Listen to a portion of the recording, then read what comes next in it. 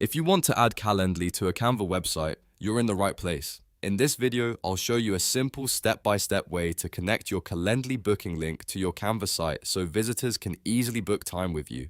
This is great for coaches, freelancers, business owners, and anyone who wants to turn a Canva website into a lead-generating page. And if you enjoy tutorials like this, make sure to hit the like button and subscribe for more easy how-to videos. Let's get into it. First, open Calendly and sign in to your account. Once you're inside Calendly, go to your event types section. This is where all of your booking options live, so choose the event you want people to book from your Canva website. For example, you might use a discovery call, a consultation, or a meeting link. After you select the event, click Copy Link. This copies your Calendly booking URL, which is what you'll use inside Canva. Make sure you copy the correct event link because this is the link your website visitors will click to schedule with you.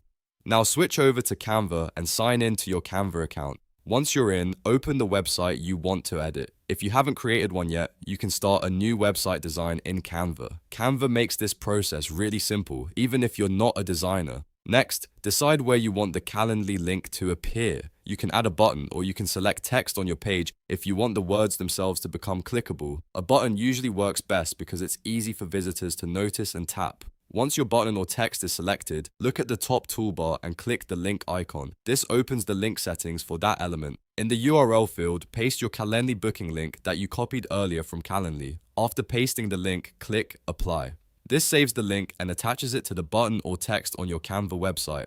At this point, your visitors will be able to click that section and go directly to your Calendly booking page. Before publishing, it's always a good idea to test the link if Canva gives you the option. Click the button on your preview and make sure it opens the correct Calendly page. This helps you catch any mistakes before your audience sees it. When everything looks good, click Publish Website.